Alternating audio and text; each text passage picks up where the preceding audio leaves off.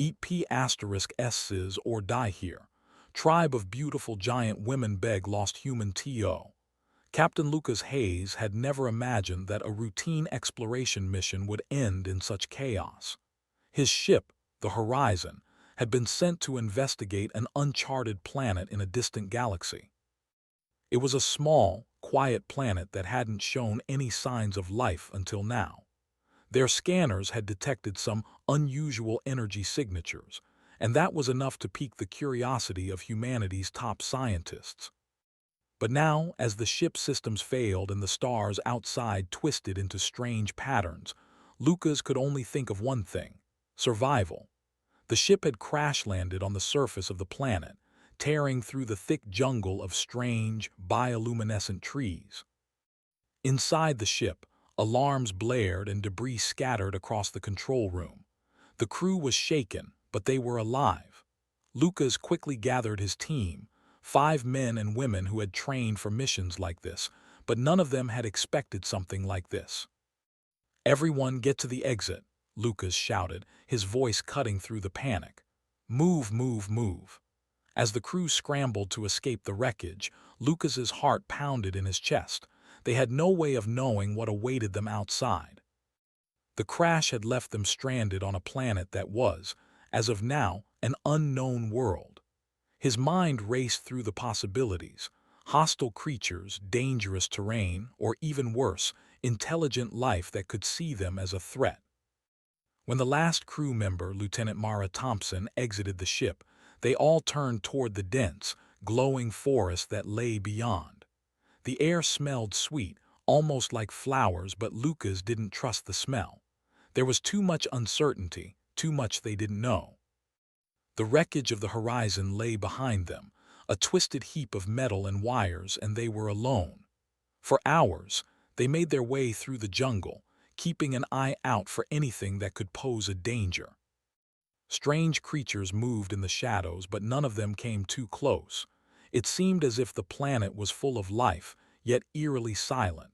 Then, as the sun began to set, something unexpected happened. A shadow moved overhead, and the entire jungle seemed to tremble. Lucas froze, raising a hand to stop his crew. The air was thick with tension. "Did you hear that?" Mara whispered, her eyes scanning the sky. Before anyone could respond, the ground shook beneath their feet. A low rumble echoed through the trees, and Lucas felt the hairs on the back of his neck stand up. From above, something massive descended, its form barely visible against the setting sun. It was a creature, but it wasn't like anything Lucas had ever seen before. The creature landed with a thunderous crash, sending a wave of dust and debris flying. As it stood, Lucas's breath caught in his throat.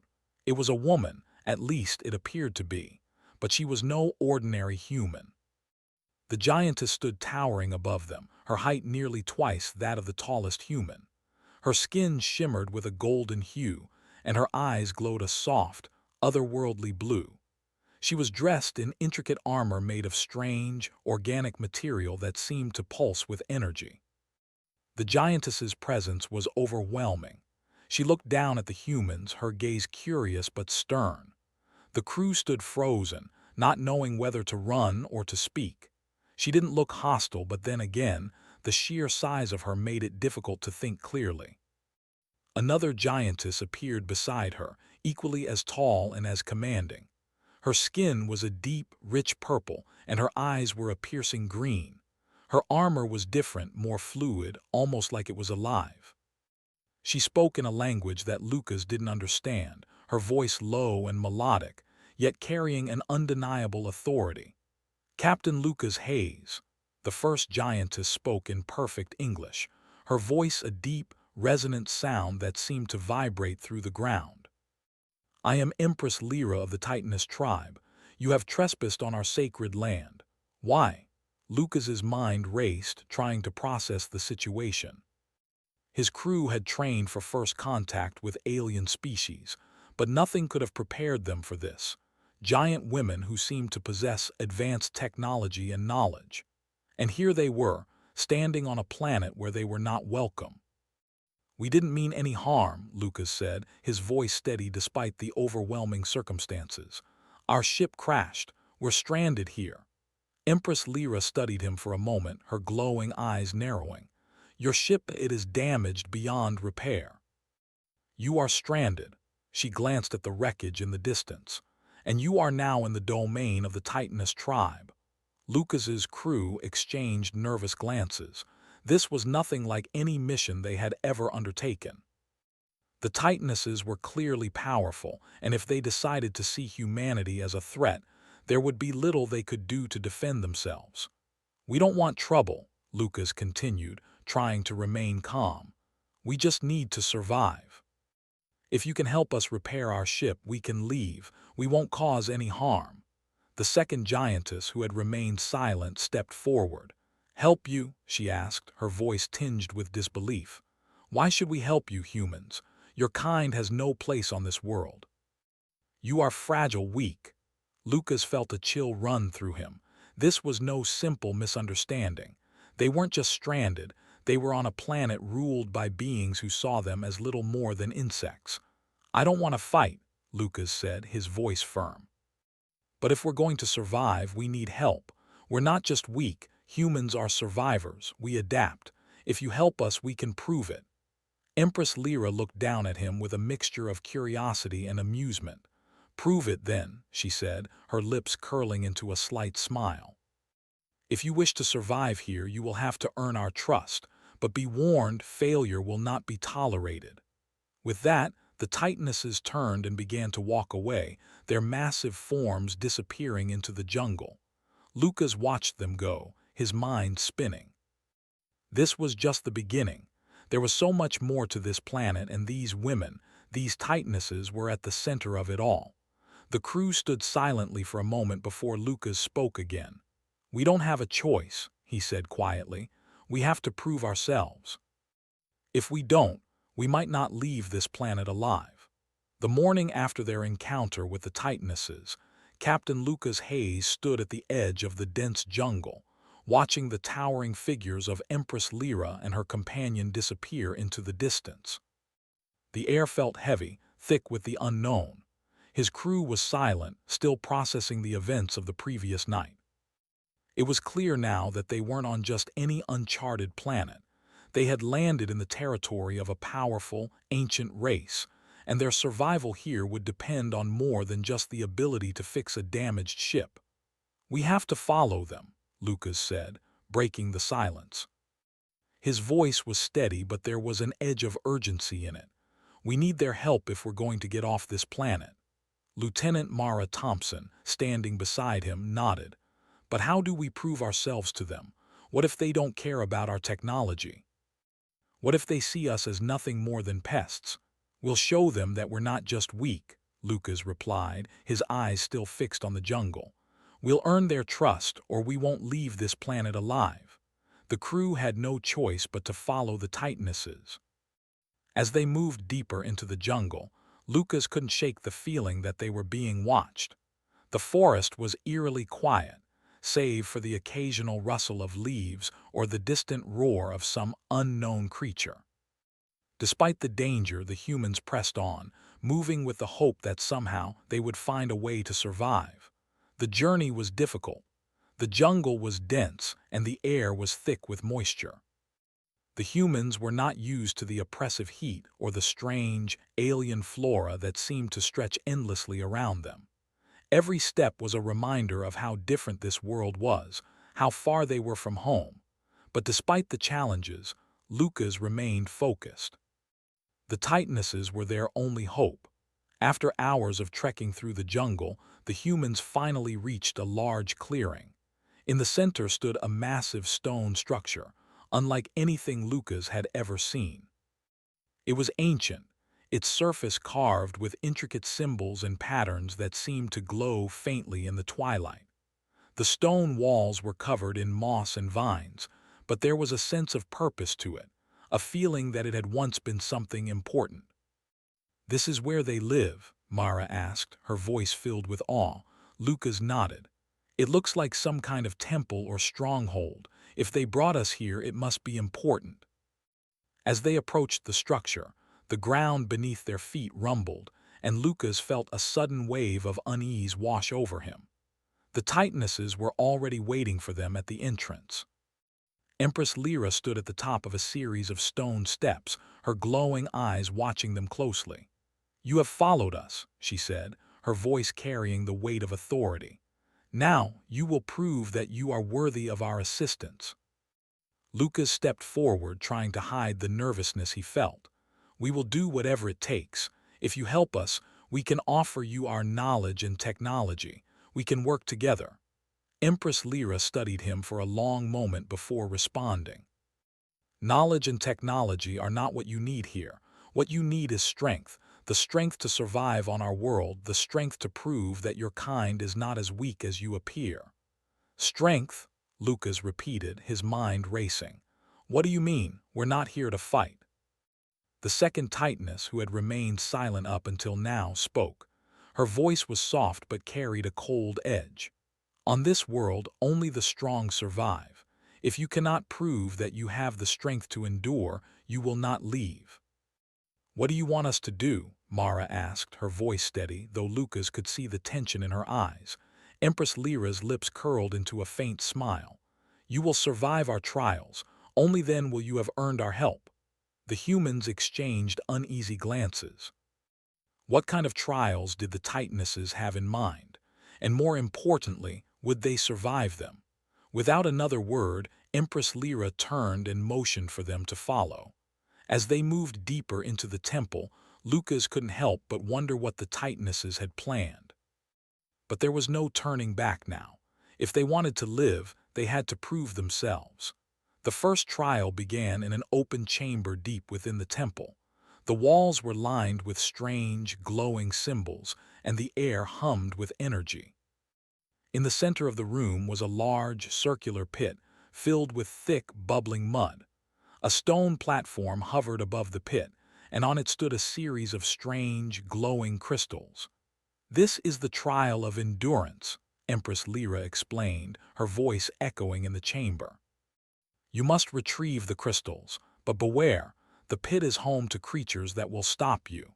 Lucas's heart raced. He had no idea what kind of creatures they were dealing with, but he knew one thing: the Titanesses weren't going to make this easy. "You must act quickly," Empress Lyra continued. "If you hesitate, you will fail." Without another word, the Titanesses stepped back, allowing the humans to approach the pit. Lucas looked at his crew. They had no choice but to trust each other and work together. This was their only shot. "Ready?" Lucas asked, his voice steady but filled with determination. Mara nodded. "Let's do this." The moment they stepped forward, the ground beneath their feet trembled. The pit bubbled violently, and suddenly, massive tentacles shot up from the mud, each one thick and covered in sharp, barbed spikes. The creatures' slithering, writhing masses of flesh were clearly designed for combat. They moved with terrifying speed, their eyes glowing with a predatory gleam. Lucas instinctively pulled out a blaster from his side, but the creatures were too fast. He aimed and fired, but the beam seemed to do little more than cause the creature to retreat slightly before it surged forward again. "Get to the crystals," he shouted, realizing that fighting the creatures would waste time. The crew rushed forward, dodging the attacking tentacles and leaping from stone to stone across the slippery platform. But the creatures didn't give up. Every time one of them made a move, another one seemed to appear from the depths of the pit. "Come on, move," Mara yelled, her voice filled with urgency. Finally, Lucas reached one of the glowing crystals, grabbing it and holding it up. But just as he did, a massive tentacle shot out, wrapping around his ankle and pulling him toward the pit. His body slammed against the stone, and for a moment everything went black. "Lucas!" Mara cried, reaching out for him. But before the tentacle could drag him any further, a powerful force pulled it back. The second Titaness, who had been watching from the sidelines, extended her hand and summoned an energy blast that shattered the tentacle into pieces. "Get him out," she said, her voice commanding. With the Titaness's help, Lucas was pulled free and dragged to safety. His team, despite their exhaustion, continued to fight their way through the pit. Slowly but surely, they retrieved all the crystals and made it back to the edge. Breathing heavily, Lucas stood, looking at the Titanesses. They had passed the first trial, but just barely. "You have shown some strength," Empress Lyra said, her voice soft with approval. "But this is only the beginning." After their success in the first trial, Captain Lucas Hayes and his crew found themselves facing a new challenge. They had proven their endurance, but the Titanesses had made it clear that their trials would not be easy. As they gathered in the ancient stone chamber, the air seemed to grow heavier, and the distant sounds of the jungle beyond faded. This was not the world they had crash-landed on. It was a place of ancient power, and the Titanesses were its guardians. Empress Lyra stood before them, her towering figure casting a long shadow over the humans. Beside her, the second Titaness, a silent observer, looked on with a piercing gaze. Her eyes, glowing green, never left the humans. "You have passed the trial of endurance," Empress Lyra began, her voice deep and resonant. "But strength alone is not enough. The next trial will test your minds, your wisdom, and your ability to adapt." Lucas wiped the sweat from his brow. The first trial had pushed them to their limits, but it was clear that the Titanesses weren't just looking for survival.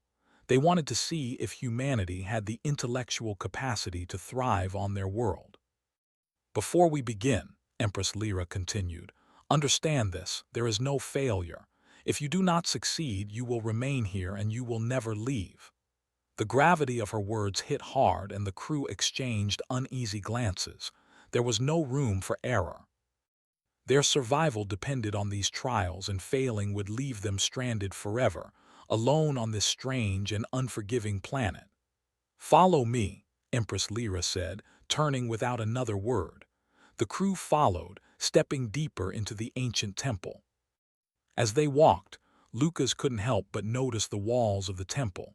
They were covered in symbols, intricate patterns that seemed to shift as if they had a life of their own. The air was thick with an odd, almost hypnotic energy, as though the temple itself was alive, watching them. After what felt like an eternity, they arrived at another chamber. This one was different. Instead of the open space they had been used to, the room was narrow, its walls lined with intricate carvings. In the center of the room was a massive stone pillar, surrounded by floating, glowing orbs. They hovered just above the ground, gently bobbing in the air as if waiting for something. "Welcome to the trial of the mind," Empress Lyra announced. "This trial will test your intellect, your creativity, and your ability to solve problems. You will need to work together to unlock the secrets of the chamber. Only when you have done so will you pass." Lucas looked at the glowing orbs. The challenge seemed straightforward at first: solve the puzzle, move on, and survive. But there was something about the room that felt unsettling. The orbs didn't seem like just lights. They seemed to be connected to the very fabric of the temple itself. "You have 1 hour," Empress Lyra said. "Begin." The second Titaness stepped back, crossing her arms as she observed them. Her eyes narrowed, waiting to see how they would respond. Lucas felt the weight of the moment. This trial wasn't just about brute force. It was about thinking quickly, understanding the challenge, and solving it. He turned to his team, knowing they had to work together if they were going to succeed. "All right," Lucas said, his voice firm. "We need to figure out how these orbs work. Everyone look around the room. The symbols on the walls, they might be part of the puzzle." Mara, the sharpest strategist of the group, stepped forward and began inspecting the carvings on the walls. "These symbols, they seem to match the patterns on the orbs. I think each orb corresponds to a different symbol." "We need to figure out the right order," Lucas said. "But how?" Mara furrowed her brow. "Look at the center of the pillar. There's a depression in the stone. I think we need to place the orbs in that order to unlock something." The crew began to work quickly. They examined the glowing orbs, each one pulsating with light, while the symbols on the walls seemed to shimmer and shift in response to their movements.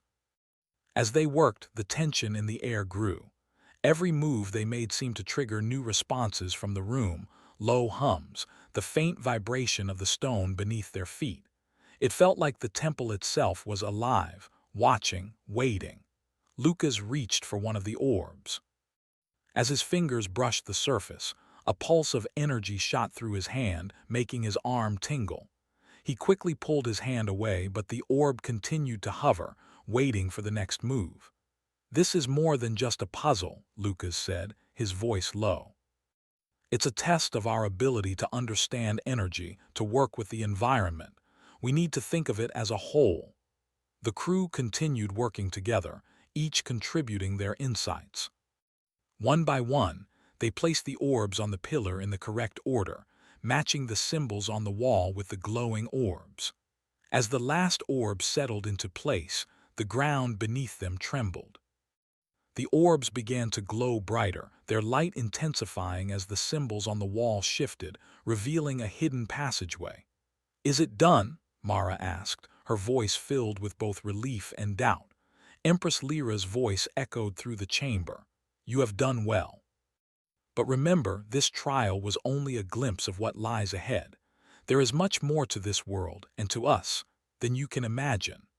With a loud grinding noise, the stone wall before them slid open, revealing a narrow passageway leading deeper into the temple.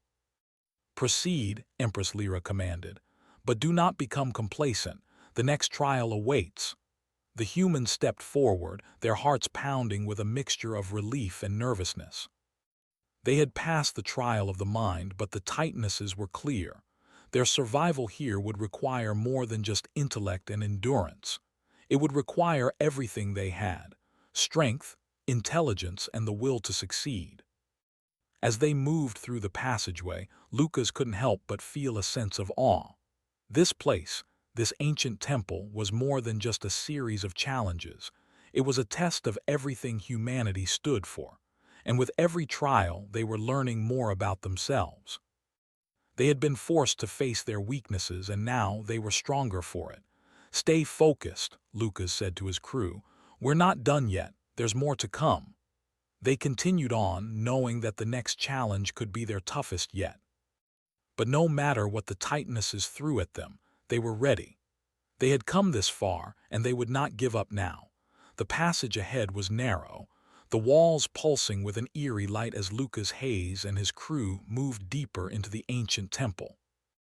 Their hearts were still racing from the trial of the mind, but they knew that the hardest part of their journey was yet to come. The tightnesses had made it clear. Surviving the trials wasn't just about proving themselves, it was about surviving their world. As they walked, the air grew colder, and the ground beneath their feet seemed to shift, as though the very temple itself was alive. The further they moved, the more intense the energy became, and Lucas couldn't help but feel as if they were being drawn into something much bigger than they had anticipated. Empress Lyra's voice echoed through the stone corridor. "You are nearing the final trial. If you fail, your fate will be sealed, but if you succeed, you will earn the right to return to your ship." Lucas nodded, his mind focused. They had no choice but to succeed. The thought of failure was too overwhelming to consider. His crew had worked together, fought together, and survived the trials. But this final test would push them to their limits and beyond. As they entered the next chamber, the temperature dropped sharply. The walls were lined with strange, shimmering stones, and the air was thick with an unnatural fog. The room was vast, the ceiling lost in shadow, and in the center, a massive stone altar stood. Above it, a swirling vortex of dark energy spun, its colors shifting and twisting like a living thing. "You are here," Empress Lyra said, her voice softer now, almost contemplative. "This is the trial of sacrifice. You must prove your willingness to give everything for survival, your strength, your pride, and your very will." Lucas stepped forward, his eyes fixed on the vortex above. "What do we have to do?" His voice was steady, but his mind raced. Was this trial a test of their physical abilities, or was it something more? The second tightness, who had remained silent during the previous trials, spoke for the first time. This trial is not about brute force. It is about your ability to sacrifice for the greater good. Each of you must face your deepest fears and make a choice. Only then will the trial be complete. Lucas's heart skipped a beat. A test of their fears. They had already faced so much, but this was something different. What kind of choices would they be forced to make? Suddenly, the ground beneath their feet rumbled and the fog thickened. Lucas could feel it pressing against him, as though the very air was alive, trying to suffocate him. His crew moved cautiously, their eyes scanning the dark shadows around them. The swirling vortex above seemed to pull at the very core of their beings. One by one, the crew members began to step forward, drawn toward the altar at the center of the chamber. As they approached, the shadows in the room seemed to move, swirling around them like tendrils. Each of them felt a sharp, cold chill as their deepest fears began to take shape in the darkness. Mara Thompson was the first to react. She stopped dead in her tracks, her face pale. No, not this. Her voice was shaky, barely a whisper. The air seemed to shimmer, and before her, the shadows took the form of her greatest fear, the loss of her family. Figures of her loved ones appeared, but they were fading, disappearing, as if being pulled away by some invisible force. "Please don't take them from me," Mara whispered, her voice breaking. She reached out to them, but the figures only continued to fade. Lucas watched as his friends struggled. This was it, the moment where they would have to face what they feared most. But there was no time to waste. They had to succeed. "Mara," Lucas called, stepping toward her. "You can't let it control you. This is just an illusion. You're stronger than this." With a gasp, Mara's eyes snapped open and she looked at Lucas. She took a deep breath, letting the fear wash over her but not letting it take hold. Slowly, the figures of her family began to fade and the darkness around them receded. Mara turned to the others. "I'm ready," she said, her voice stronger than before. The next to face their fear was Lieutenant Adam Cruz. He stepped forward and the shadows shifted once again. In front of him appeared an image of the battlefield. His soldiers, comrades he had once led, falling one by one to the enemy's onslaught. The cries of the dying echoed around him and he felt the weight of their deaths heavy on his heart. "No," Adam shouted, his fists clenched. "I couldn't save them." Lucas could see the pain in Adam's eyes. The guilt, the sorrow, it was consuming him. But like Mara, he couldn't let the darkness control him. He had to overcome it. "Adam," Lucas said, his voice firm, "you didn't fail them. You fought with everything you had. They would be proud of you." Adam hesitated for a moment, but then, with a deep breath, he looked around. The figures of his fallen soldiers began to fade, the battlefield dissolving. Adam's shoulders relaxed and he turned back to face Lucas, a faint smile on his lips. "I'm with you. Let's finish this." One by one, the others faced their own fears. Lieutenant Kelly Nguyen, who had always feared failure, stood tall as the image of her own shortcomings appeared before her. Sergeant Ivan Kuznetsov, haunted by the memory of the mission that went wrong, had to confront his own doubts. Each of them faced the darkness, and each of them found a way to push through it, refusing to let the illusions control them. Finally, it was Lucas's turn. He stepped forward, his heart pounding in his chest. He could feel the presence of the darkness pressing against his mind. And then before him, the shadows took shape. He saw a vision of Earth destroyed, cities reduced to rubble, the oceans poisoned, and the sky filled with smoke. He saw his people, his family, dying in the ruins, and in the center of it all was his own failure. He had been too weak to save them, too powerless to stop the destruction. "No," Lucas whispered, his voice cracking. "This can't be real." The vision of Earth's destruction became clearer, more vivid. He saw the face of his younger sister, her eyes filled with fear, reaching out to him for help. But Lucas could do nothing. He was powerless to save her. The fear was overwhelming. It was a crushing weight, a deep ache in his chest. He wanted to run, to hide from the vision that was suffocating him, but he knew deep down that he couldn't. He couldn't let Earth fall into ruin. He couldn't let humanity die without a fight. Lucas, a voice called soft and steady. It was Mara. She had faced her own fears and was now standing beside him, reaching out her hand. "Don't give up," she said, her voice filled with conviction.